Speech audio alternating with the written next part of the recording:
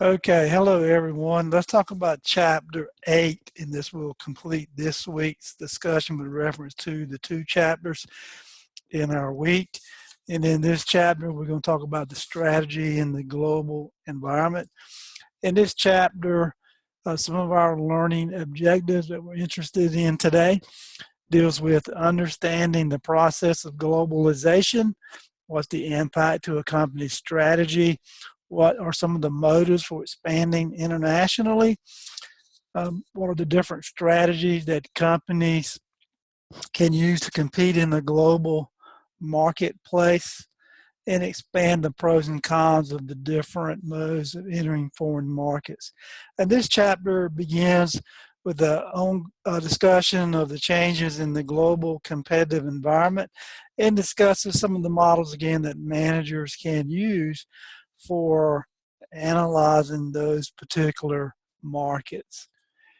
And as we think about this particular global and national environments, starting on page 248, it really goes into discussion with reference to the barriers to the international trade and investments have tumbled, as we've seen, based on the economic recession that we found ourselves in, as well as some of the global markets for goods and services that have been created or being created from companies from different nations as they're entering their own home market, but equally important that they are expanding abroad.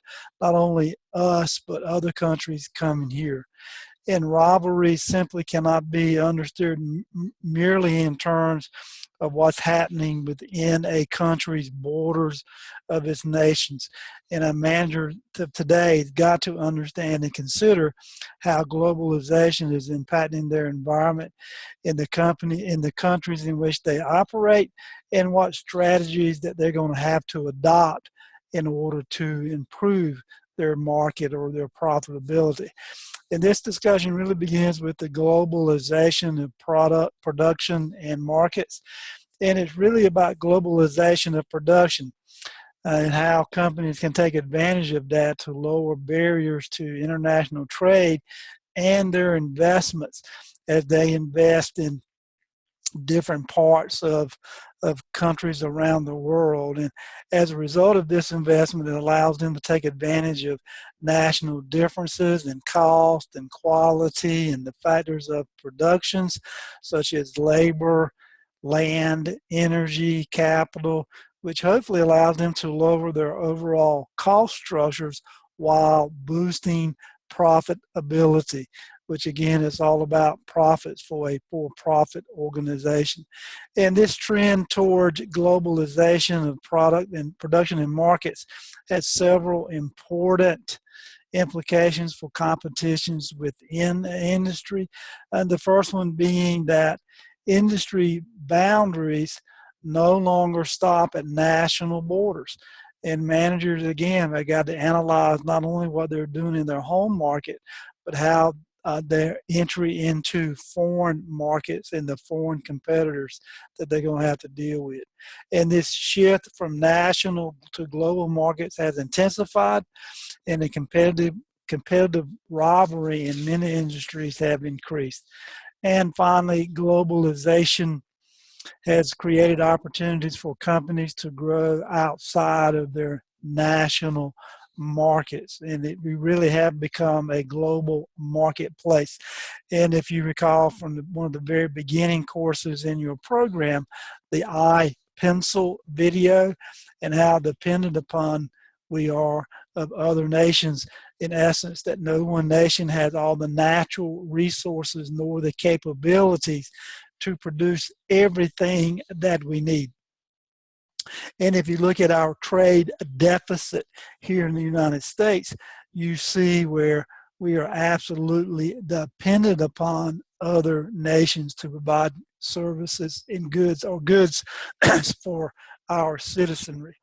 So beginning over on page 250, let me back up just for a moment if I could. That opening case on page 246 with reference to Ford's global strategy, where they moved from 15 car platforms down to 6, is a pretty interesting understanding as you read that as to how this global market, how they can, through economies of scale, can improve the global marketplace in the Ford Motor Company's manufacturing process. Very interesting read as well. So let's talk about over on page 250 when it comes to the national competitive environment. Now, you've been familiar with Porter's 5 forces, and Michael Porter also created this particular model here when it comes to a national competitive advantage. And what this is really looking at is national or a country specific environment, not a industry, not a company, but a country specific environment that has the impact on global competitiveness within that nation. Within that nation. And he looks at these 4 factors: factor endowments, which is that nation's position in factors of production such as skilled labor or necessary infrastructure, local demand conditions, the nature of home demand for the industry products or services, related supporting industries, related and supporting industries, the presence or absence of in a nation of a supplier industries and related industries, and firm strategy as well as structure and rivalry. So these conditions in a nation governing how companies can create, organize, and manage as well as manufacture their products and goods and services for the nature of domestic rivalry. And this is figure 8.1 over on page 251. What this is Michael Porter, the competitive advantage of a nation. So let's look at each one individually if we could. So starting on page 251, let's talk about factor endowments. 251, factor endowments. And that's really the cost and quality of the factors of productions, which are a prime determinant of the competitive advantage that certain countries might have in certain industries.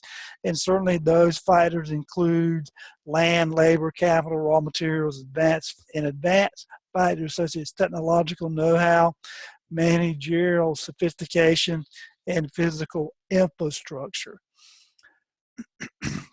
Let me move to this slide here. So, okay, so there's the factors. Let's talk about local demand conditions on page 252.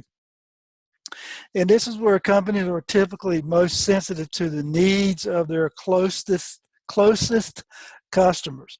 And the characteristics of their home demand are important in shaping those attributes domestically of the products in which he's creating those pressures for innovation and quality. And a nation can gain competitive advantage if their domestic customers are sophisticated and demanding, and they can pressure local companies to meet such high standards of product quality and product innovativeness in their product offerings. And the next one deals with competitiveness of related and supporting industries, also on page 252. And this deals with those related to how can an industry spill over into another industry, thereby achieving an even stronger competitive condition or strong competitive environment internationally. Then we have the intensity of rivalry, and Porter made 2 very interesting points regarding the intensity of rivalry with firms that create within a firm that exists within the nation, Number 1 being that different nations are characterized by different management ideologies, which either help them or do not help them build a strong national competitive advantage. And number 2, there's a strong association between the domestic rivalry or the domestic rivalry and the creation and persistence of competitive advantage of a particular industry. So again, Michael Porter's framework really deals with a country or a nation competitive advantage. And this framework can help managers identify their most significant global where or who are their most significant global competitors, where they're likely to originate at, and hopefully help managers to decide where they might want to locate certain production activities. And this framework can certainly help a company assess and know how tough it might be to enter certain national markets.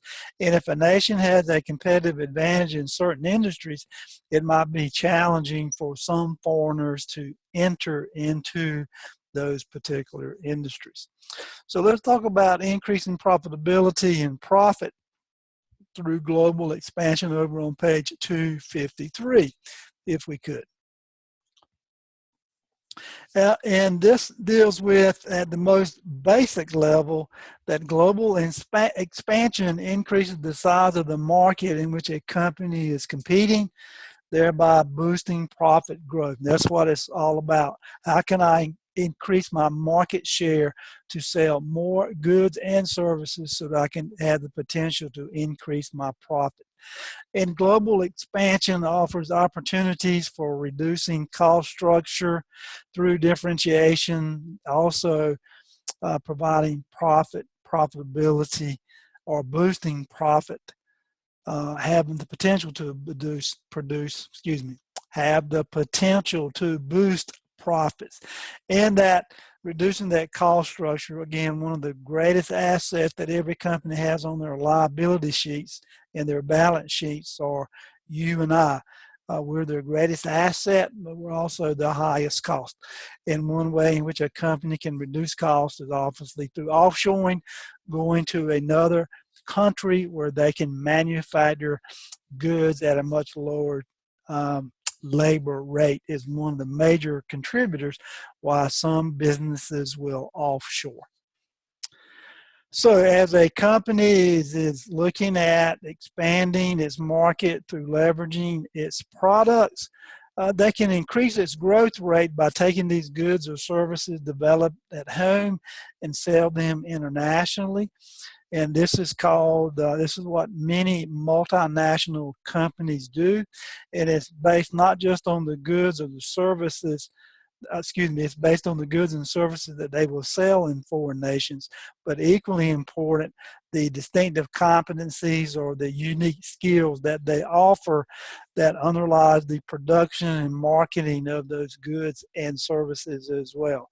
And because of these distinctive competencies, they're considered most valuable assets of a company's business model, especially in the successful global expansion of manufacturing companies. And I think our textbook indicates the Toyota case and the Procter & Gamble were two examples where they had the ability to transfer aspects of their business model to foreign markets. And also the continuing case of Walmart has allowed its strategy to be successful in the global expansion as well. So all three of those are good cases or good discussion points to gain insight as to how this process is really working for real world companies. Over on page 255, cost economies from a global volume, and that firms can realize cost savings simply from economies of scale. And we've already seen that anytime a company can increase its economies of scale, then it has the potential to boost their profitability as well, especially when they're expanding their sales volume through international expansions. Now, there's through scale economies, they can come through several sources. 4 different sources, I believe our textbook mentions on page 255 through 256. The first one being these economies of scales by spreading the fixed costs associated with developing that product and setting up those production facilities on a global sales volume. And as a result, with economies of scale, a company can lower its average per unit cost. Number 2, by serving the global market, a company can potentially utilize its production facilities more intensively which leads to higher production rates, lowering costs, and hopefully greater profitability based on increasing sales volume. And number three, as the global sales increase, the size of the enterprise, its bargaining power with supplier increases, which may allow it to bargain down the cost of key inputs, thereby again boosting profitability. And number four, companies that sell to a global rather than a local marketplace may be able to realize further cost savings from learning effects or transferring that knowledge across borders or across nations. So location economies over on page number 256 deals with the economic benefits that arise from performing a value creation activity for optimal location for that activity, no matter where in the world it is. And we know through the invention of technology and how we're leveraging technology today, you can buy anything, any place, at any time, and matter of fact, have it delivered directly to your front door. And as a result of that, locating a value creation activity in the optimal location has one of two effects. One of those, again, lower cost of value creation, which can achieve a low cost production, and it enables that company to differentiate its product offering, but also gives it some additional options of charging a premium price or keeping prices low and using differentiation as a means to increase sales volumes. But also equally important is it also looks at the transportation cost and trade barriers, which can complicate the process of realizing location economies. So you have to consider that as well, because all countries are not created equal, as you can imagine. Look over on page 257 with me. We talk about leveraging skills of global subsidiaries, leveraging the skills of global subsidiaries on page 257. And this is really leveraging the skills that is created within those subsidiaries and applying them to other operations within the firm global network. And it hopefully will lead to creating value. And this creates important new challenges. It's great to share that information, but it also creates some important challenges for managers as well. Some of those are that managers must have the humility to recognize that valuable skills can be developed anywhere and not just within their host country. And it's not just at the corporate center. It can be found anywhere. In a company that's looking to expand globally has got to be looking at the global landscape to see where the new market opportunities are, where there are new customers, potential customers reside, what are their needs and their demands, what new technological advances are being made and where, and how can they capitalize on those new technological advances to share globally within their operations to improve their production process, their distribution centers, their marketing, their advertising, their research development, the whole gambit, so that they can improve their economies of scales in their production, thereby again lowering per unit cost, increasing profitability. The next one deals with how can a firm must have an incentive system that encourages local employees to acquire these new competencies. As technology is changing, the skills of our workers must also be changing.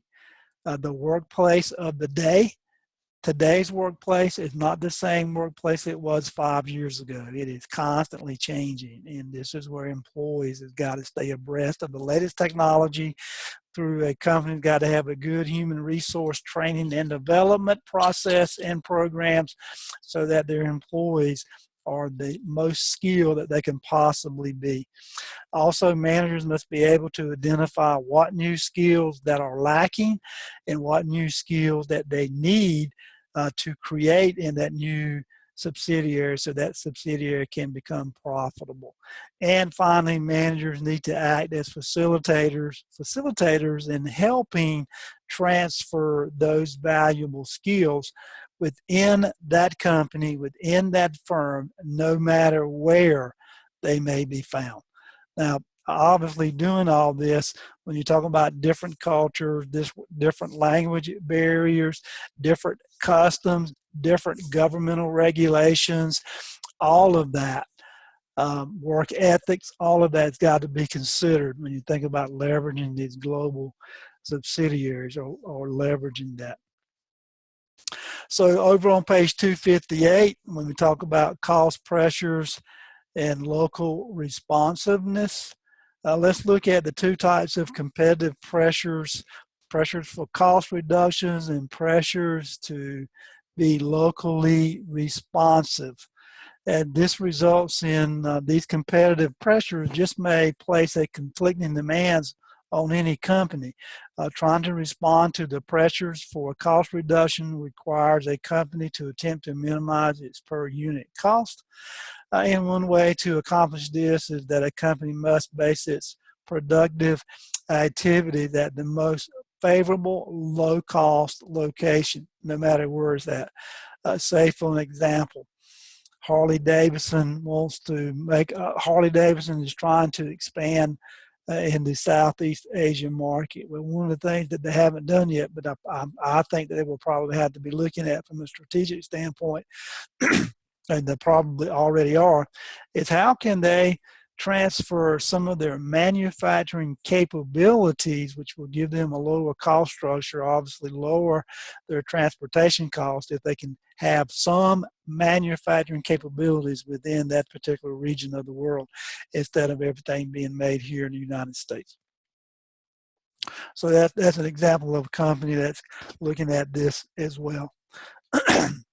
So responding to the pressures for cost reduction, attempting that company to minimize its per unit cost, looking at the most favorable low cost location, no matter where in the world it may be. It also offers a standard product at the global marketplace in order to realize these cost savings from economies of scale and from its learning effects. Another way is reacting to pressures to local responsiveness for a company to differentiate its product offering and marketing strategy from country to country. And it's got to try to accommodate the diverse demands from national differences, which also can lead to a significant duplication of lack of standardization, thereby raising cost. This is what you saw in the opening case with Ford Motor Company on page 246, where they changed the number of platforms from 15 to 6 so that a car here in the United States made on one platform is the very same platform, for an example, that can be made in any country in the world and be sold there, and not having 15 different platforms. Think about the cost savings that occur to have a Ford Focus, say, that's what I drive, a Ford Focus, that the same platform or frame, motors, transmission, drivetrain that we sell here in the United States is the same drivetrain, motor, transmission that you can sell in a global market. And this is just an example, figure 8.2 on page 258, that kind of looks at this from this pressures of cost reduction and local responsiveness, just as a graphical representation. So as we think about in the competitive global markets, this international businesses certainly will be facing pressures for cost reduction, because if you're for profit, that's what you're doing. You want to get cost reduction to lower the per unit cost so that you can increase your profitability. And to respond to these pressures, a firm has got to find a way to lower its cost through value creation. And this process for cost reduction can be particularly intense depending on the industry, depending on the type of demand from a commodity type products that serves a universal needs. And this certainly these pressures may exist for any industrial or consumer products. I mean, we have few examples in our textbook, like calculators, semiconductor chips, personal computers, and liquid crystal displays. Those pressures for cost reductions are also strong in industries where major competitors are based in low-cost locations already. And there could be another aspect would be where there's persistent excess capacity and where consumers are powerful and they face very low switching costs. And as a result of that, as we have globalized the marketplace and the liberalization of the world trade now, where we've broken down a lot of the economic and political as well as government barriers that continually to add competition to the global marketplace, thereby increasing cost pressures for greater international competition. It's a good thing. Good thing. And when we think about pressures for local responsiveness over on page 259, and that arises from differences in consumer taste and consumer preferences, the infrastructure or traditional practices, distribution channels, or host government demands. And as a result of that, some pressures for local responsiveness emerges again when those customers' taste and preferences differ, and especially when they differ significantly between countries. Well, it may be for political reasons, historical reasons, government reasons, or cultural reasons of why those differences exist. In either case, a multinational company, its products and its marketing messages have to be customized for local taste and preferences. That could lead to a delegation of product production and marketing functions to its national subsidiaries. So it's all about local responsiveness. You heard local, as well with a global focus. That's really what that is saying. Also, the differences in infrastructure from a responsiveness and traditional practices as well. There's pressures for local responsiveness also emerge when there's differences in its infrastructure and the traditional practices that may exist as the company tries to customize its products accordingly. Differences in its distribution channels as from a local responsiveness may also arise when a company's marketing strategies have to be responsive to the differences in the distribution channels among the countries. And this may also necessitate the delegation of marketing functions to national subsidiaries. And finally, host government demands. The economic and political demands imposed by a host country may require a local responsiveness as well. Threats of host governments include protectionism, economic nationalism, and regulations to ensure local content. There is a direct conflict in some cases between a for-profit company, which wants to protect the environment, wants to hire local workers, wants to follow all the rules and regulations of the host government. But equally important is the obligation by the host government to protect its citizenry.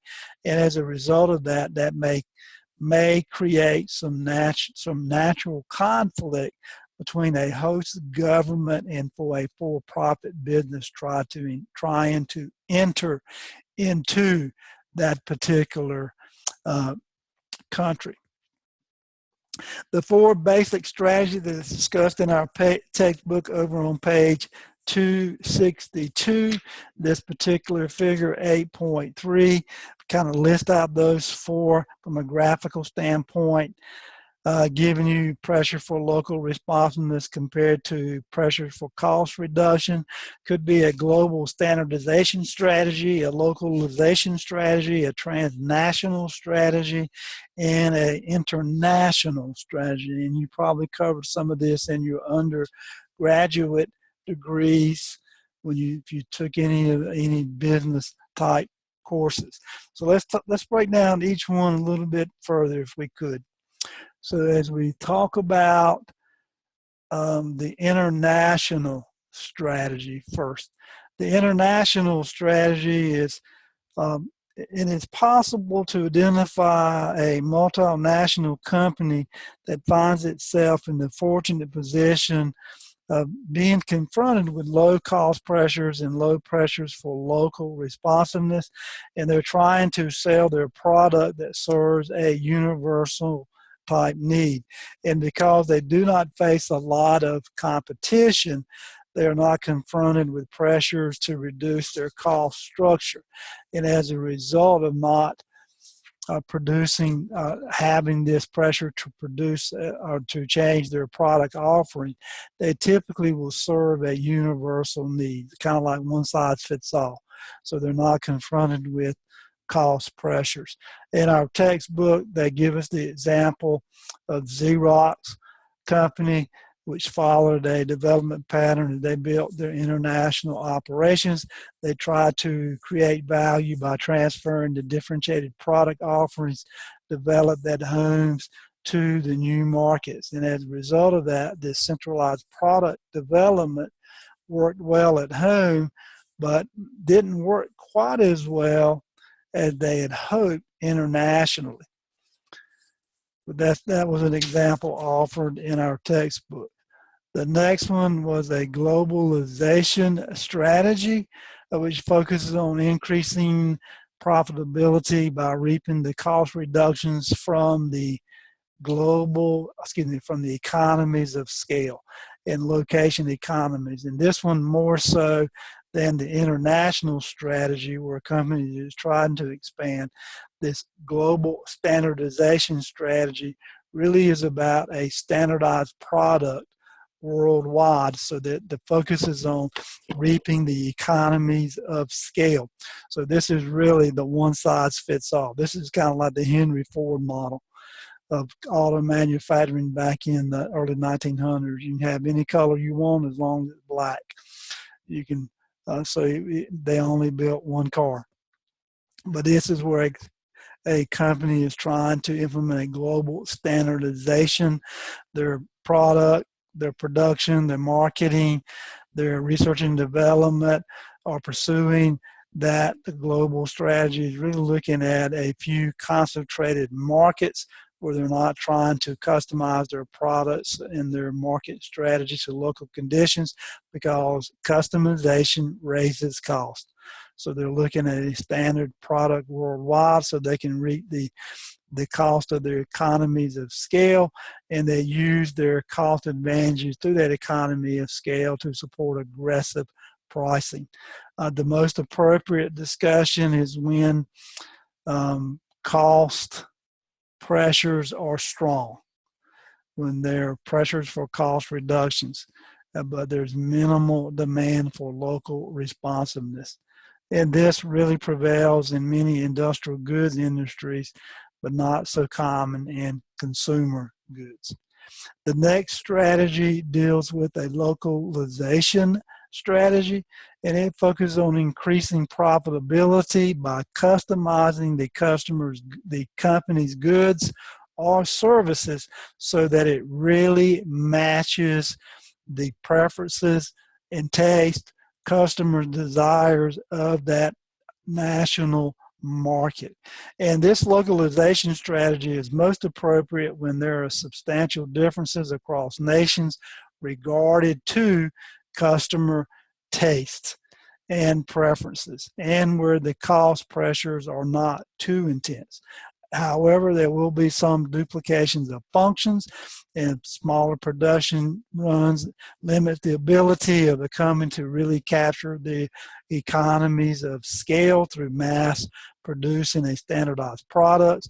And this localization strategy really makes sense if the value added associated with that local customization supports a higher pricing scheme, which enables that company to recoup its higher cost, or if it leads to a sustainable greater local demand, enabling that company to reduce its costs through those attainment of economies of scale in that local market.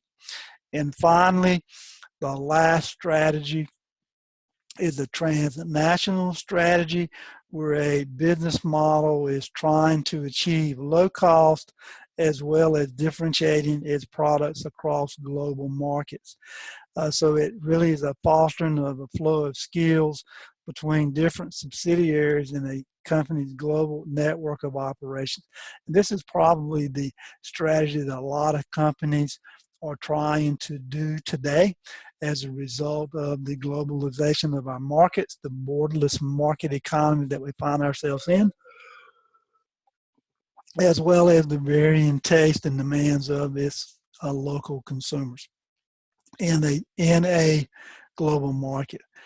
This transnational strategy, as you can imagine, is not an easy one to pursue because of those pressures for local responsiveness, as well as the pressures for cost reductions at times will cause a conflict on the company. As they deal with the cost pressures, they may have to redesign their products to use identical components. And another tactic that they may try to use is to invest in a few large-scale manufacturing facilities sited at favorable locations, and those favorable locations typically deals with low cost, but it could be dealing with distribution channels as well as the availability of skilled resources, and equally important, the availability of natural resources if that particular company do not have them in their host country as well. But they're looking at trying to site those manufacturing facilities at a favorable locations at each of the major points where they can finish their product tailored to the local needs as well. So that was the 4 strategies. Again, it was international strategy, global standardization strategy, localization strategy, and the transnational strategy. And here is a changes how some companies may change over time based on the pressures for local responsiveness when they're strong, as their company is pursuing the international strategy. These companies may lose out to companies that customize their products for local conditions.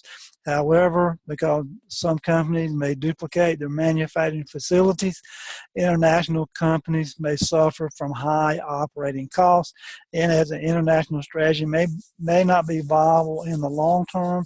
As such, in order to survive, companies that are able to pursue it may shift toward a globalization strategy or a transnational strategy ahead of its competitors. Well, this localization may give that company a competitive edge, but aggressive competitors will also lend the company to reduce its cost structure and adopt the transnational strategy. And as the competition intensifies, the international and localization strategies tend to become less viable, and managers need to be aware and orient their companies toward either a global standardization strategy or a transnational strategy. As you're doing this as an organization, as a company, your competition is doing the very same thing. So you cannot sit on the sidelines and ignore the changes that may occur in the global marketplace. You got to stay abreast of that. And Coca-Cola was a case in this particular chapter that gave us a good example of how they had to change as well. So what's going to be their choice of entry over on page 268? in any firm that's contemplating entering a different national market has got to determine the best mode of entry. Five primary choices of entry mode typically exist: exporting, licensing, franchising, entering into a joint venture in a host company, and setting up a wholly owned subsidiary in that host company. Each one has advantages as well as disadvantages, and the managers or the strategy planners have got to weigh these very carefully and decide which is going to be the best mode of entry to use, and it's really going to depend. So let's kind of break down each one of these a little bit more if we could. And what you'll see here in table 8.1 over on page 273, 274, or 273 kind of breaks this or expands, is a quick snapshot of this discussion. So for exporting is where most manufacturing companies begin their global expansion as exporters, and they switch to exporting. They may switch to a different mode of serving a foreign market. Some of two distinct advantages two distinct advantages of doing this. It avoids the cost of having to establish manufacturing operations in the host country, which is at least to a very low risk involvement of upfront capital, and it's consistent with scale of economies as well as location economies. Some of the disadvantages is related to exporting on page 268. Exporting from the company's home base may not be appropriate if there are lower cost locations for manufacturing the product abroad, which leads to high transportation costs, could make it uneconomical, as well as tariff barriers or government threats to impose a tariff. We could make the strategy a little bit risky, and also exporters have to rely on local sales agents, which in some cases those sales agents may not have the company's best interest at heart. So let's look at licensing on page 269. This is where an agreement is reached where a foreign licensee pursues the right to produce a company's product overseas, or that they're unwilling to pursue that for a negotiated fee. A company may do that when they lack the capital to develop overseas operations, or they're simply unwilling to make a significant investment in a risky country. They may choose licensing as their entry mode. And like exporting, licensing is fairly a low risk strategy, but it does involve a company selling some of its rights to some of its intangibles, maybe their product design or brand name, in return for royalty payments. That's some of the advantages. Is that company does not have to bear the development costs and the risk associated with opening up in a foreign market. Some of the serious drawbacks or greatest disadvantages: the lack of tight control of marketing, manufacturing, and strategic functions. In fact, they just give that away in some cases. They're competing in a global marketplace, may require that company to coordinate strategic moves across countries so that profits earned in one country can be used to support competitive attacks in other countries. And licensing may severely limit that company's ability to do so. And the third one, by licensing its technology, that company is giving away some of its valuable know-how to the future competitors. And one way to limit this risk, some companies may use a cross-licensing agreement, where this agreement asks the foreign licensee to license some of its valuable technology back to the licensor in addition to royalty payments. Over on page 270, we talk about franchising. And this strategy occurs when a company sells some of its limited rights to franchisees to use its brand name in return for a lump sum payment. McDonald's is a great franchisor example.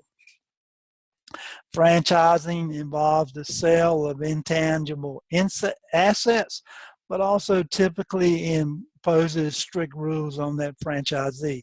And that franchisee is often for a longer period than licensing, but yet licensing is most common among manufacturing companies. The advantages of franchising are similar to those of licensing. The franchisor doesn't bear all the development costs and the risk, and they can have a global presence that can be built quickly and inexpensively. Some of the major disadvantages are somewhat less than those of licensing. However, one disadvantage is that franchising may inhibit global strategic coordination. Another disadvantage is that foreign franchises may not be concerned about the quality as the franchisor is, and poor quality may not only be a result in losing sales, but also a decline in the company's worldwide reputation. So if you think about McDonald's expanding their franchising overseas, even though they're franchising overseas, McDonald's still maintains the proprietary rights of training, how the food is going to be cooked and served, even though it may be customized to a local clientele. McDonald's still owns that because it's McDonald's brand name that's being upheld by the local franchisor. Joint ventures was another one on page number 270. This is certainly a favored mode for entry into a new market because of joint ventures. There's the sharing of ownership along with sharing the cost and the benefits from one country to the next, but equally important, the risk associated with that as well. To maintain a control, some multinational firms maintain a majority share of ownership, and as a result, joint ventures have a number of advantages. One of those certainly is the local partner's knowledge of the host country, its competitive conditions, cultures, languages, political, economic, and business knowledge, distribution, networks, and infrastructure. Certainly is a major advantage of the local partner. The sharing of cost of risk is equally another advantage, and taking into the political considerations as well, joint ventures may be the only entry mode. Some of the major disadvantages, the risk of control over their technology. And some companies may overcome this threat by not allowing foreign partners to own that majority stake. But some, depending on the type of industry and the company, some foreign partners may not be willing to accept that. So that marriage, you got to look at that marriage between those joint venture partners to ensure that it's a marriage that's going to work out for the benefit of both parties. And a joint venture does not give the firm tight control over its subsidiaries, especially in that host company, in that host country. And then the last one over on page 272 deals with a wholly owned subsidiary. It's where the parent company owns 100% of that subsidiary. And it's a wholly owned subsidiary either by acquisition or by setting up a completely new operation. Some of the major advantages associated with that is the tight control over its distinctive competencies, especially if it's a highly technological competency. That wholly owned subsidiary gives that company the tight control over its operations in countries where it's necessary, where they're pursuing a global strategy. And that wholly owned subsidiary may be the best choice for a company when it wants to realize location economies of scale, and that flow from producing a standardized output from a single or limited number of manufacturing plants. However, As the disadvantages we've seen in the other one, this is the one that carries the highest risk.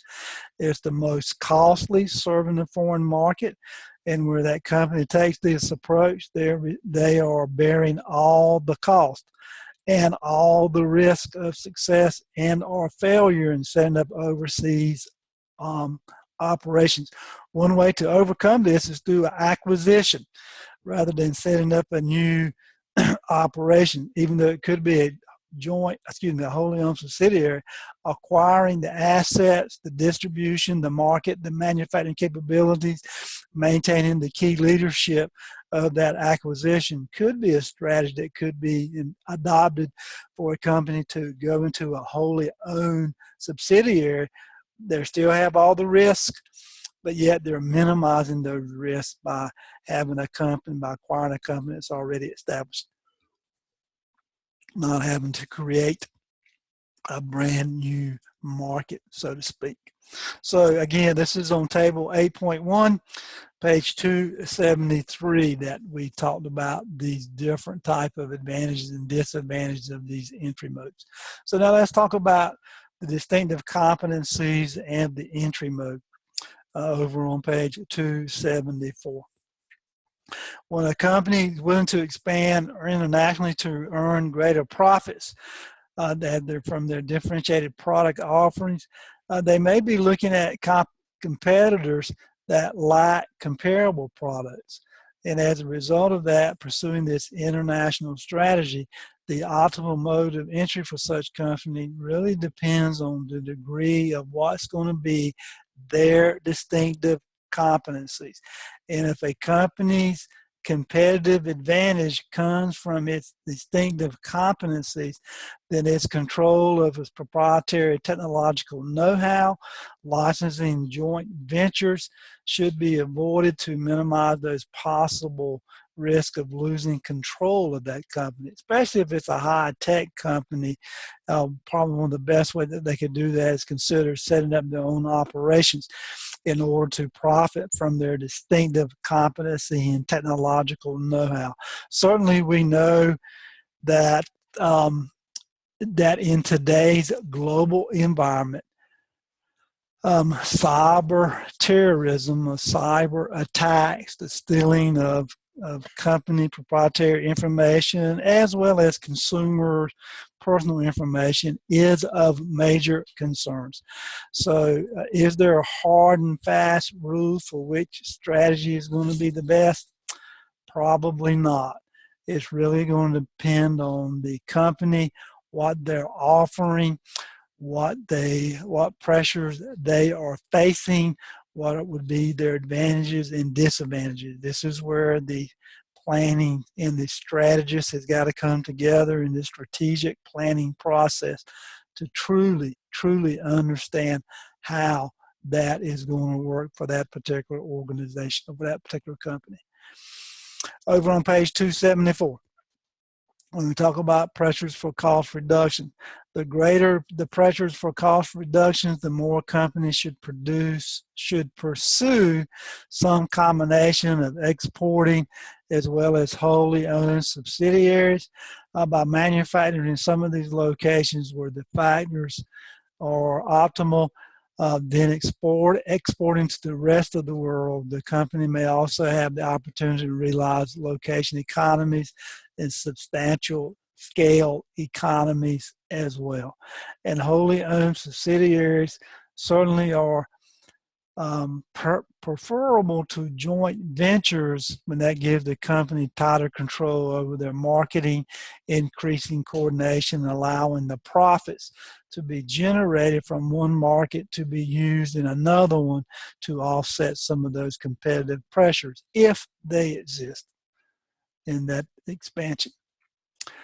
Over on page 275, these global strategic alliances, or those cooperative agreements between companies from different countries that are actual or could be potential competitors. And these strategic alliances can range from formal joint ventures where they two or more have an equity stake in the short term or even including long-term contractual agreements. And some of the advantages of entering into these strategic alliances: it may facilitate entry into that foreign market. It may allow companies to share the fixed cost associated with that risk that arise from the development of those new products and or services. It could also bring together these complementary skills and assets that neither company really could easily develop on their own. And it may make sense to form an alliance that helps firms establish the technological standards that they are needed that will benefit both companies. One of the problems with this, or disadvantages with this, that it can give a competitor a low-cost route to gaining technology and market access. Unless a company is very careful, it really could give away more than it gets in return. And as a result of that, this is where partner selection is absolutely paramount, over on page 276. So in order to make a strategic alliance work, there's got to be the right selection of partner. And a good partner has three principal characteristics that every manager who's considering doing a strategic alliance need to be looking into, as well as the strategic planners. Number one is associated with how can that partner help the company achieve its strategic goals through the possession of their capabilities that the company lacks but needs. Number two, does that partner share the company's vision for the purpose of the alignments, or are their cultures in alignment? Do they have the same or very similar mission and goals? And number three, to make sure that that partner will not be likely to try to exploit the alliance for its own ends, exporting the company's technological know-how or exploiting the company's technological know-how while giving little in return. So therefore, the companies, the planners, the managers, the board of directors, everyone has got to thoroughly research that potential alliance partner to see if it's going to be a good fit. And in this alliance structure, alliances can be designed to make it difficult to transfer the technology, that technology especially that's not meant to be transferred. You could have contractual safeguards that can be written into the alliance agreement to diminish the risk of opportunists seeking one's own self-interest over the use of their partner. And both parties have got to agree in advance to exchange the skills as well as the technology that the other wants, ensuring there's equitable gain. And as a result of that, the risk of opportunism can be decreased if the company strikes a significant credible agreement beforehand. So you got to be willing to have those hard discussions. And managing that alliance, once a partner has been selected and that appropriate alliance structure has been agreed upon, then the task facing the company is to maximize obviously the benefits from the alliances. But even in those alliances, especially when it comes from different cultures, that's got to be a consideration when and can take it into account when they're developing new products, new offerings with their partners. And the maximization of the benefits from alliance got to be built upon trust between the partners and the willingness to learn from partners. So building interpersonal relationships between the managers, the two different cultures, and as referred to as relational capital, is absolutely paramount. And you want to have those harmonious relationships between the two firms. And those personal relationships have got to be fostered at the informal as well as the formal level between the firms. And when problems arise, they got to have a very clear process of how that is going to be taken into consideration. And they got to be willing to spread what they know across the different type of cultures in the organizations, no matter where they exist. And it's got to be for the mutual benefit of both partners. So with that, that concludes this discussion with reference to the Chapter 8 video. And again, thank you so much for your willingness to share in this video.